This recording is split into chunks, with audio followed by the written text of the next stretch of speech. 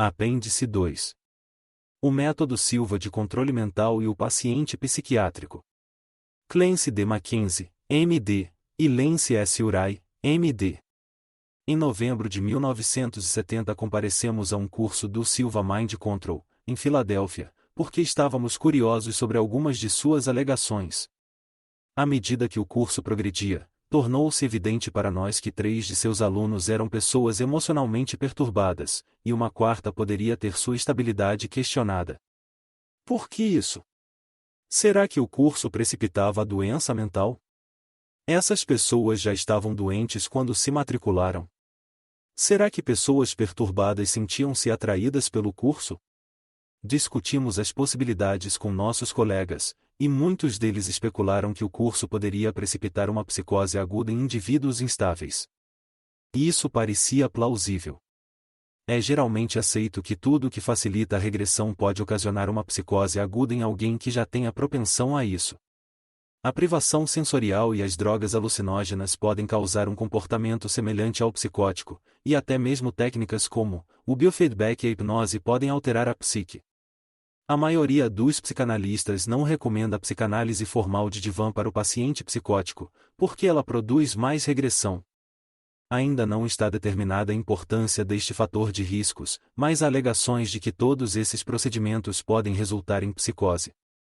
Em 1972, 2.000 alunos de um ginásio de Filadélfia passaram pelo treinamento do Silva Mind Control sem que se registrasse qualquer baixa psiquiátrica, segundo um diretor da escola. Isto despertou nossa curiosidade de uma outra forma. Uma vez que os adolescentes já estão num estado de instabilidade do ego, as alegações de que o curso seria perigoso para pessoas instáveis foram colocadas em dúvida. Nosso dilema não era simples. Vimos 3 indivíduos perturbados, num grupo de 30, e não sabíamos se, com o curso, haviam melhorado ou piorado. Havia alegações de alguns membros da comunidade científica de que muitas pessoas estavam ficando psicóticas. O estudo dos ginasianos demonstrava que esse não era o caso. Realmente, alguns de nossos próprios pacientes, até mesmo pacientes seriamente perturbados, haviam feito o curso, e pareciam ter colhido benefícios. Uma revisão do que havia sido escrito sobre o curso mostrava opiniões, mas nenhum estudo sério. Claramente, a única forma de agir era avaliar e testar os indivíduos antes e depois do curso. Nos 4 anos seguintes, 189 de nossos pacientes psiquiátricos realizaram voluntariamente o treinamento no Silva Mind Control, enquanto estavam em terapia. Grande ênfase foi dada a um grupo de 75 indivíduos, que foram diagnosticados como psicóticos, marginalizados ou psicóticos em remissão, antes de participarem do curso. Eles foram classificados como seriamente perturbados. Em algum momento de suas vidas, 60 deles haviam sido psicóticos ou tinham estado hospitalizados.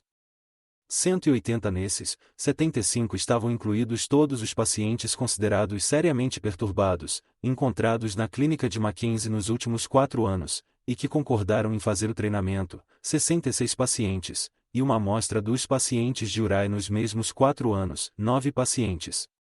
Havia 7 pacientes seriamente perturbados que se recusaram a fazer o curso, mesmo quando este lhes foi oferecido gratuitamente. Eles não eram mais perturbados do que os que fizeram o curso. No grupo dos que fizeram o curso estavam os mais perturbados, os que se recusaram simplesmente tendiam a ser mais rígidos e inflexíveis em seu pensamento. Presumivelmente, essas não seriam pessoas que encontrariam dificuldades durante o curso, mesmo porque, em primeiro lugar, eram do tipo de pessoa que não faria esse curso. Inicialmente, os pacientes do grupo seriamente perturbado foram enviados ao curso 1 a 1, e com grandes cuidados. Durante a parte inicial do estudo, os pacientes foram enviados na época de sua remissão. Contudo, à medida que o estudo progredia, os pacientes passaram a ser enviados durante os períodos menos estáveis de suas doenças. Perto do fim daquele período de 4 anos, 17 foram enviados quando estavam ativamente psicóticos e ausentes da realidade, e às vezes 10 ou mais pacientes faziam o curso ao mesmo tempo. Além de sua avaliação e tratamento psiquiátrico, 58 dos 75 responderam ao questionário experimental Old Inventory, EWI, antes e depois do curso. O EWI é um questionário de 400 itens, destinado a medir a percepção da realidade. Os doutores Eumeli e Osmond, autores desse questionário, tentaram colocar em forma de perguntas e respostas o teste de Rorschach, e assim obtiveram um teste sensível ao indivíduo marginalizado. O propósito principal do estudo era descobrir quais os pacientes que poderiam se tornar mais perturbados com o treinamento. Quanto a esse aspecto, os resultados foram surpreendentes porque apenas uma parte tornou-se apreciavelmente mais perturbado depois do curso. Este foi um paciente de 29 anos, esquizofrênico catatônico, que ficou mais perturbado 2 semanas depois de fazer o curso, quando parou de tomar seus medicamentos, e começou a sair com moças pela primeira vez em sua vida. Este foi também o único paciente que apresentou resultados piores no EWI, depois de fazer o curso. Contudo, não precisou ser hospitalizado. 2 outros pacientes, um que havia passado por uma depressão psicótica e outro com uma depressão involutiva, registraram um aumento de depressão em seguida ao curso, talvez em contraste com a forma pela qual se sentiam durante o treinamento. O bem-estar durante o curso foi um grande contraste aos seus estados depressivos, e a experiência foi como tirar uma dor de cabeça de uma pessoa que tivesse sofrido com ela durante toda a sua vida. Ao retomar, ela se tornou mais perceptível. Contudo, esses pacientes obtiveram melhores resultados no EWI, depois do curso, e foram capazes de utilizar seu treinamento. O paciente com depressão involutiva foi capaz de usar a programação do controle mental na mesma semana, e funcionar com menos ansiedade em seu trabalho, e o que tinha um histórico de depressão psicótica tornou-se capaz de resolver, através da terapia, coisas que antes não conseguira enfrentar. 26 outros pacientes deprimidos, inclusive involutivos, psicóticos, esquizoafetivos e maníaco-depressivos ficaram muito menos deprimidos depois de fazerem o curso, e não apresentaram quaisquer efeitos nocivos. Uma mulher relatou uma repentina sensação de tristeza durante uma das sessões de relaxamento. Um homem, não incluído na relação dos 75 pacientes, deixou o curso no segundo dia porque teve flashbacks de lembranças desagradáveis de sua estada no Vietnã. Sua situação não foi considerada pior do que quando iniciou o curso, mas não voltou para avaliações posteriores. O relaxamento coloca a pessoa em contato com sensações, geralmente porque o clima do grupo é positivo. Essas sensações são de calor e amor, mas em certas ocasiões pouco frequentes, a pessoa pode evocar lembranças tristes e infelizes. Um outro paciente, não situado no grupo seriamente perturbado, ficou com medo das coisas a serem feitas no último dia do curso, e depois de ter tido um pesadelo, não compareceu às aulas daquele último dia. Um esquizofrênico paranoico, de 30 anos de idade, demonstrou grande exuberância, de proporções quase ciclotímicas, depois do curso. Experimentou várias técnicas do controle mental para determinar o que fazer com o resto de sua vida, e passou muitas horas verificando possibilidades de sonhos programados. Isso foi considerado como um aumento de suas defesas compulsivas. Entretanto, como resultado do aumento de sua atividade, tornou-se capaz de voltar à universidade e conquistar seu PhD. Ele também pôde falar sobre uma fantasia que tivera vários anos antes, quando pensou que era conduzido telepaticamente numa missão para matar alguém. Se ele não tivesse feito o curso, talvez isto nunca tivesse vindo à tona, e talvez não tivesse sido resolvido. Em comparação com os relativamente poucos e pequenos efeitos negativos do curso, os resultados e efeitos positivos necessitam de todo um livro para descrevê-los. A descoberta mais consistente foi algo que não estávamos procurando e não esperávamos. Em quase todos os casos registrou-se um aumento na percepção da realidade. Dos 58 pacientes que fizeram os testes de EWI, um tornou-se apreciavelmente pior, 21 permaneceram mais ou menos onde estavam, e 36 demonstraram resultados impressionantes no aumento de sua percepção da realidade. Dos 21 que permaneceram onde estavam, 15 apresentaram resultados mais positivos. O resultado médio das 20 primeiras mulheres que fizeram o curso foi enviado ao Dr. Emily G., coautor do questionário BWI. Ele elogiou as dramáticas modificações ocorridas após a realização do curso do Método Silva, e disse que em algumas categorias os resultados de antes e depois eram semelhantes aos de uma pessoa durante e depois de uma viagem ruim, com o LSD. Vide gráficos A e B. Em cada uma das 11 categorias registrou-se uma melhora consistente. Os resultados individuais foram impressionantes, gráficos E, F e G. Os resultados compostos dos 50% dos homens e mulheres que melhoraram mais estão indicados nos gráficos C e D. Considera-se que nenhuma psicoterapia convencional poderia ter produzido tais modificações em uma semana, na verdade seriam necessários meses ou anos de terapia. Os resultados de uma paciente com paranoia involutiva mudaram tanto com o curso de uma semana, quanto haviam mudado em outra ocasião com 11 tratamentos por eletrochoque, e 12 semanas de hospitalização. Depois do curso de uma semana, ela tornou-se capaz de tomar um ônibus sozinha pela primeira vez em 4 anos. Outra mulher, uma esquizofrênica paranoica, fortemente alheia à realidade, manteve algumas de suas fantasias após o curso, mas foi capaz de ir repetidas vezes ao seu nível de controle mental, para examinar esses pensamentos e em cada ocasião chegar a uma conclusão clara e racional. Outra mulher, com uma reação esquizofrênica indiferenciada aguda, estava perturbada demais para responder ao questionário EWI, permitimos que escolhesse tratamento com eletrochoque ou treinamento em controle mental.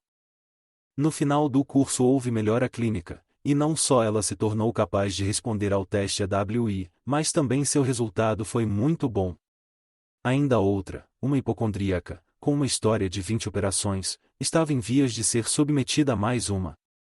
Enquanto os especialistas em medicina interna estavam verificando seu coração e seus rins, ela usou uma técnica de controle mental para programar um sonho que diagnosticou uma obstrução intestinal na junção iliocecal. Através do mesmo sonho, descobriu que ela mesma havia produzido a obstrução corno, e por quê. As técnicas do controle mental permitiram-lhe livrar-se da obstrução de uma forma repentina e inexplicável, 1 hora depois do diagnóstico ter sido confirmado no hospital cirúrgico. A localização exata da obstrução foi confirmada através dos registros de suas operações anteriores. Uma outra, de 21 anos de idade, e seriamente perturbada, era perigosamente suicida, e estava na fase inicial de uma psicose aguda. A paciente havia nos garantido que não havia nada que pudéssemos fazer para ajudá-la, e que provavelmente iria se matar. Nós a enviamos ao curso de controle mental sob cuidadosa supervisão. Para nossa grande surpresa, ela tornou-se notavelmente calma e mais racional, seus processos de pensamento não mais disparavam em todas as direções ao mesmo tempo, e ela ficou menos pessimista. A hospitalização e grandes doses de medicamentos não poderiam tê-la acalmado tanto. Repetiu o curso 2 semanas depois e melhorou novamente. Ela havia mudado dramaticamente para melhor. Ainda um outro paciente, alheio à realidade, que achava poder encolher as pessoas, fez o curso enquanto estava hospitalizado, voltando a cada dia para o hospital. Apesar de continuar a achar que podia encolher as pessoas, tornou-se notavelmente calmo, seus sentimentos melhoraram, outras partes de seu sistema de delírios ficaram reduzidas, e ele não mais passava longas horas ruminando sobre o significado de simples parábolas. Fez o curso durante sua 6ª semana de hospitalização, e as mudanças foram mais dramáticas do que em todas as 5 semanas anteriores, vide gráfico E. Uma mulher paranoica involutiva voltou ao normal depois da realização do curso. Vários outros pacientes passaram a ter melhor compreensão de suas doenças como resultado de partes do curso. Clinicamente, o grupo seriamente perturbado, como um todo, demonstrou uma modificação impressionante. Apenas um de seus membros tornou-se mais perturbado. Todos os outros aproveitaram algo do treinamento. Houve um aumento de energia emocional, e uma melhora em afeto, depois do curso. Muitas pessoas com um baixo índice de afeto demonstraram entusiasmo pela primeira vez. Passaram a ter um ponto de vista mais positivo sobre seu futuro, e para alguns houve uma melhor compreensão de seus processos psicóticos.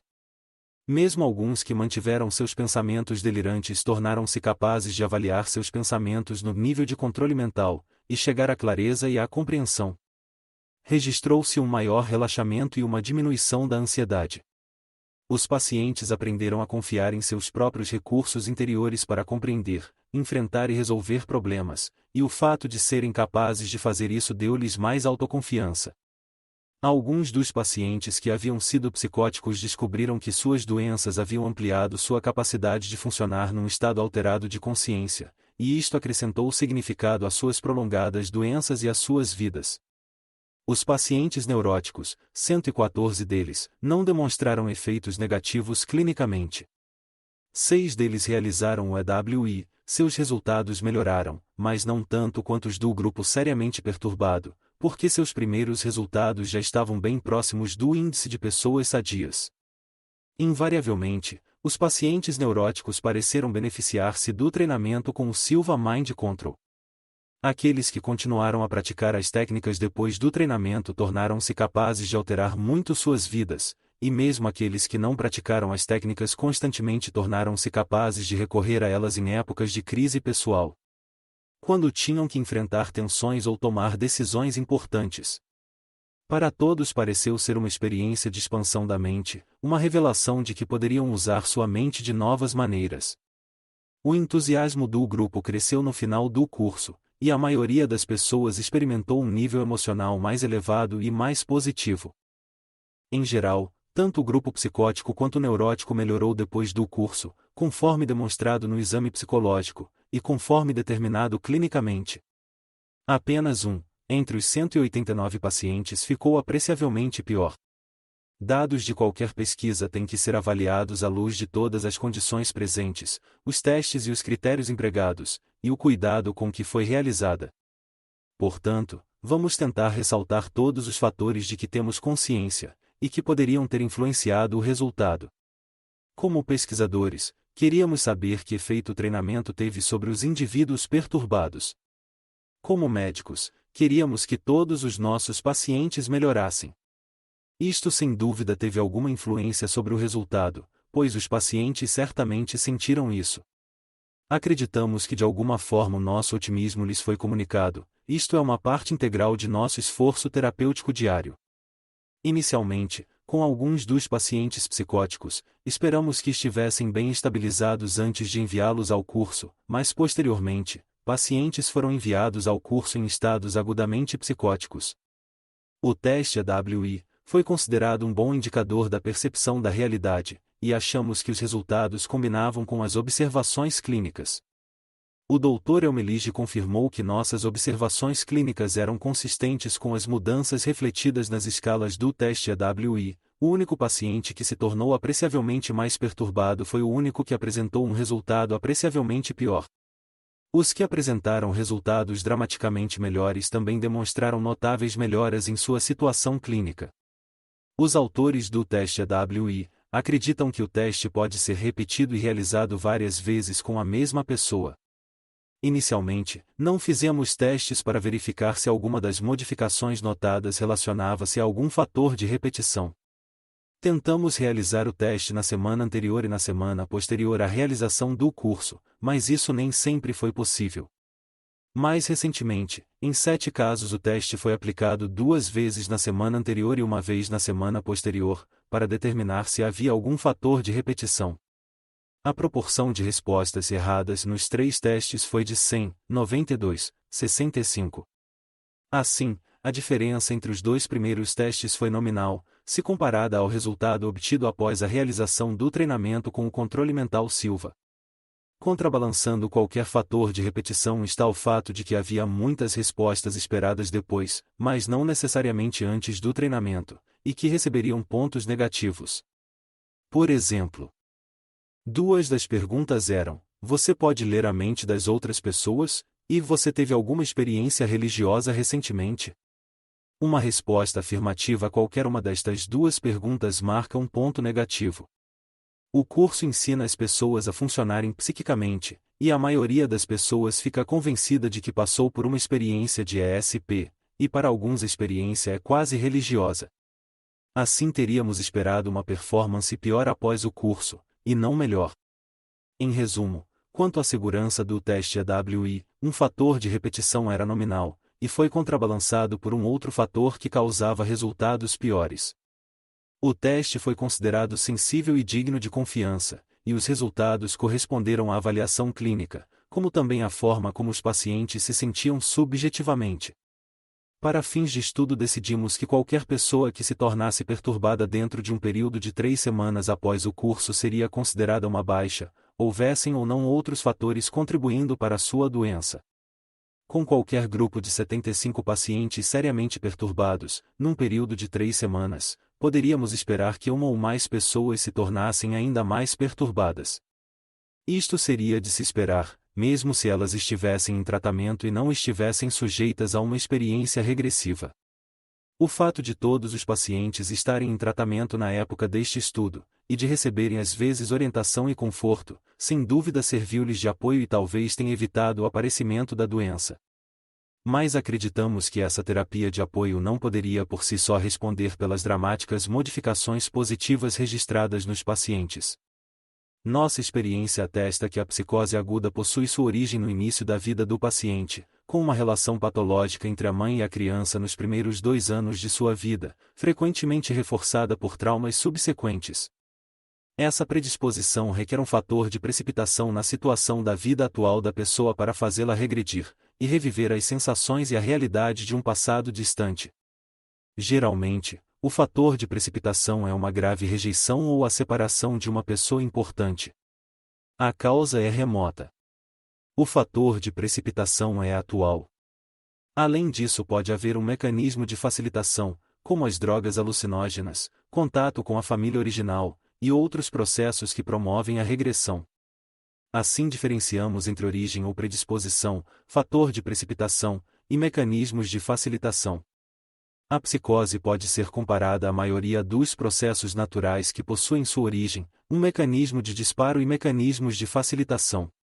Todos os psicóticos que temos tratado ficaram doentes em consequência de rejeição, separação, perda iminente, real ou imaginária, redução de atenção, etc., disparando um medo inconsciente de abandono.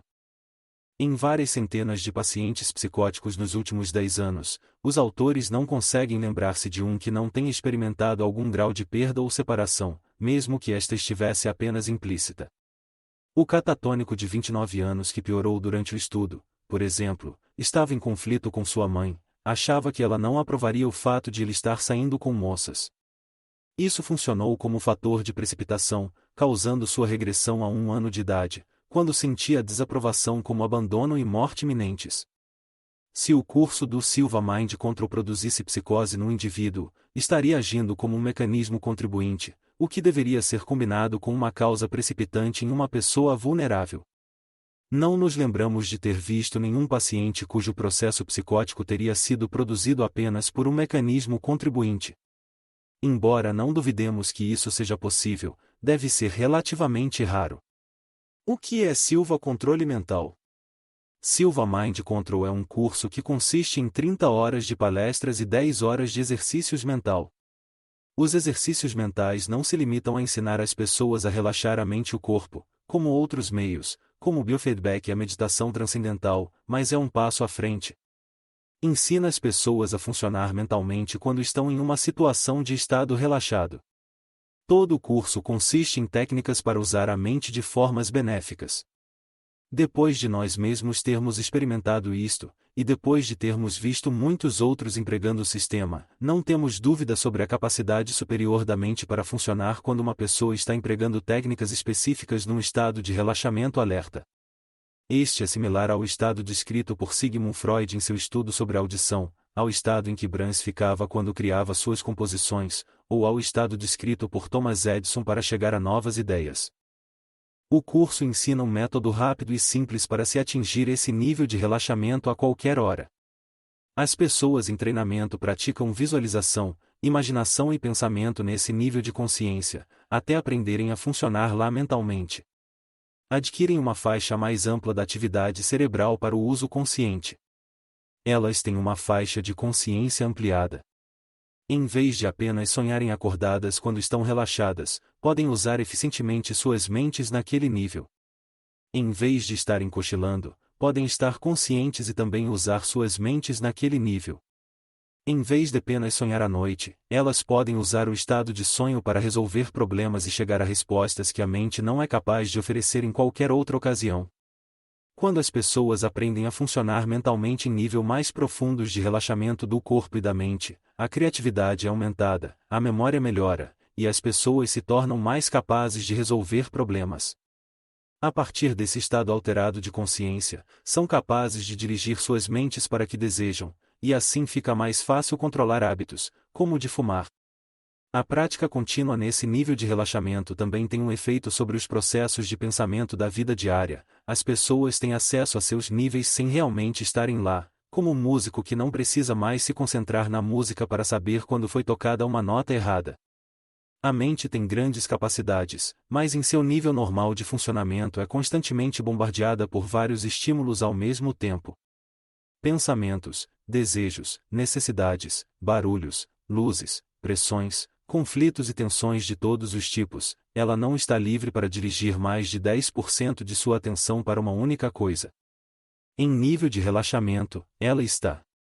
Mas as pessoas normalmente estão nesse nível apenas quando estão adormecendo, e não têm prática no uso desse nível. Mais frequentemente nem sabem que ele existe e pode ser usado. Uma vez que a pessoa experimente os resultados obtidos a partir desse nível de consciência, nunca mais tenta tomar decisões importantes ou resolver problemas sem usá-lo. A coisa mais importante do curso é ensinar o aluno a usar esse nível mental. Além de ensinar as pessoas a pensar quando estão relaxadas, o curso ensina técnicas especiais para o controle de hábitos, solução de problemas, realização de objetivos, memorização, cuidados com a saúde, controle da dor, do sono e dos sonhos, etc. O controle mental não é hipnose, ele se aproxima mais da auto-hipnose. A pessoa aprende a obter uma atenção mais completa da mente, talvez porque ela não esteja mais sendo bombardeada por tantos estímulos externos quando está relaxada. Com essa atenção mais completa, as pessoas se tornam mais capazes de dirigir a mente para o que querem que ela faça. Outra grande parte do curso é destinada a ensinar as pessoas a repetirem frases benéficas para si mesmas quando estão nesse nível de relaxamento do corpo e da mente. Acredita-se que isto tenha um efeito poderoso. O pensamento positivo é sempre valioso, mas o pensamento positivo num estado de relaxamento é incrivelmente mais valioso. A última parte do curso é relacionada à parapsicologia. Quase todos os alunos relatam experiências de pés durante o curso. Isso é tão comum, que o Mind Control garante a devolução integral do dinheiro pago, caso os alunos achem que não passaram por uma experiência de clarividência no último dia do curso. Por que o controle mental ajuda o paciente mental? Logo no início de nosso estudo, paramos de especular sobre as razões pelas quais o controle mental poderia causar danos ao paciente, e voltamos nossa atenção para as razões pelas quais ele pode ajudar o paciente. Não temos todas as respostas, mas achamos que estamos numa posição melhor para especular do que aqueles que não avaliaram os pacientes cuidadosamente antes e depois do treinamento. A mobilização da energia pode ser um fator importante. Freud afirmou em Análise Terminável e Interminável que a eficiência da terapia do futuro poderia depender principalmente da mobilização da energia. As pessoas estão altamente energizadas ao final do curso. A atitude positiva e o otimismo gerados pelo curso devem ter um efeito benéfico sobre o paciente. Talvez dizer para si mesmo frases benéficas, enquanto em estado de relaxamento, programe a mente efetivamente de uma forma que vai além do simples pensamento positivo. O relaxamento diminui a ansiedade e, portanto, reduz a sintomatologia. Uma pessoa não pode estar relaxada física e mentalmente, e ao mesmo tempo estar extremamente ansiosa, e enfrentando conflitos. Consideramos que o funcionamento nesse nível produz o mesmo efeito de relaxamento durante o dia que foi notado na meditação transcendental. A atmosfera do grupo de controle mental é boa e as pessoas experimentam uma grande sensação de calor humano e amor quando estão no nível de relaxamento. Talvez a energia do amor desempenhe uma parte importante. As pessoas apaixonadas geralmente não se preocupam com coisas que normalmente poderiam preocupá-las. Uma vez que as pessoas em estado de relaxamento não enfrentam tantos conflitos, suas defesas de distanciamento emocional tornam-se menos necessárias. Portanto, melhoram em afeto e ficam em maior contato com suas emoções e com a realidade. Adquirem uma faixa maior de atividade mental para testar a realidade. No nível de relaxamento físico e mental a percepção aumenta, e a clareza de pensamento e julgamento é ampliada. Técnicas especiais ajudam os pacientes a resolver alguns de seus problemas, e eles se tornam capazes de programar o relaxamento e o bem-estar para o dia inteiro. O fato de poderem acreditar mais em seus próprios recursos interiores lhes dá mais confiança.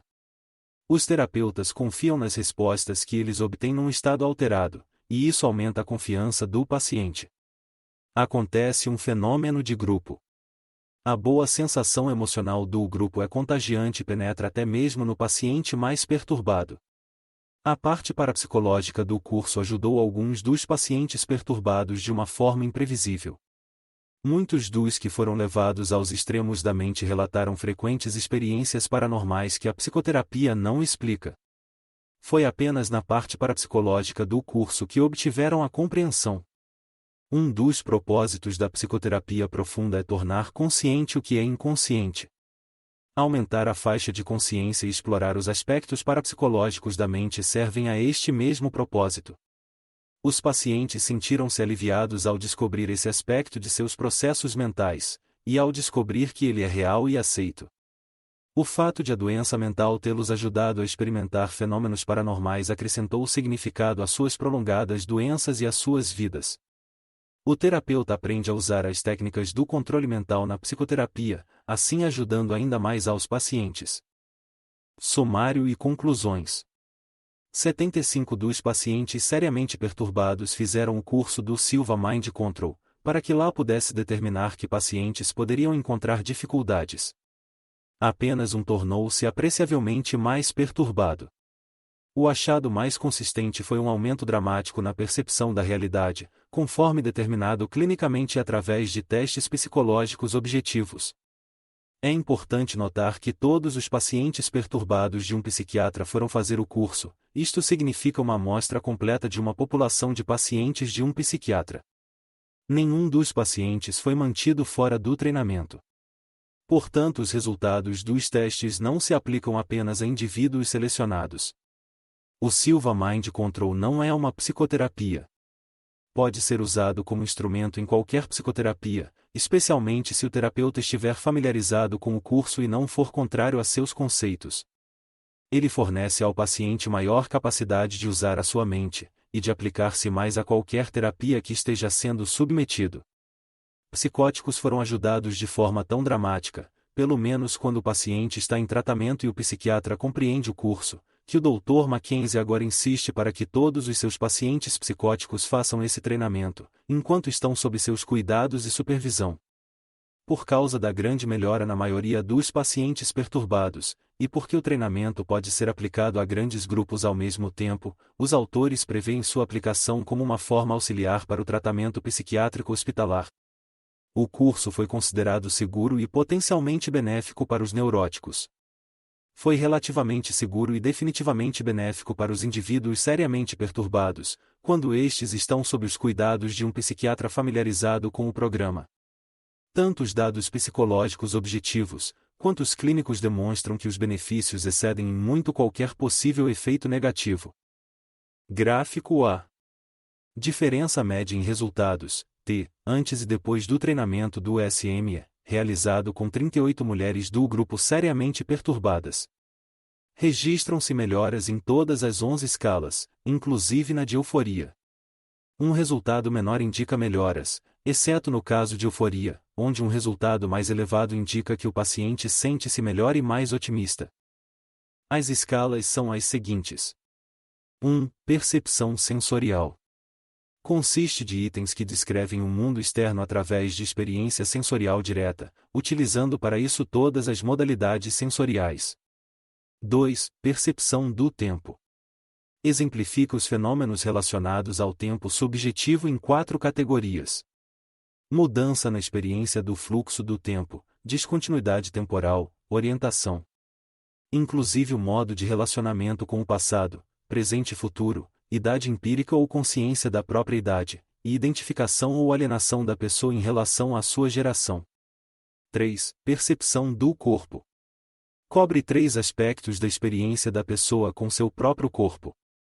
Aspectos emotivos, queixas hipocondríacas e aspectos relativos à percepção. 4. Autopercepção. Inclui as tendências emotivas em direção à autoexpressão da autoestima da pessoa, e problemas de identidade. 5. Percepção dos outros. é representada por 5 padrões diferentes. Desumanização das pessoas, atribuição de poderes extraordinários às pessoas, sentimentos de modificação, ideias de referência, tendência antropomórficas em relação a animais. 6. Ideação. Focalizada na patologia conforme refletida na experiência de seu próprio processo de pensamento ou de seu conteúdo, e cobre várias categorias, tais como déficit no processo do pensamento, desorganização, mudança nos hábitos de pensamento ou ideologia, onipotência intelectual, alteração no ritmo do pensamento, presença de ideias bizarras. 7. Disforia. Examina os 3 níveis do afeto disfórico: somático, emocional e intelectual. Além disso, contém itens relacionados com o desejo de morte e tendências autodestrutivas.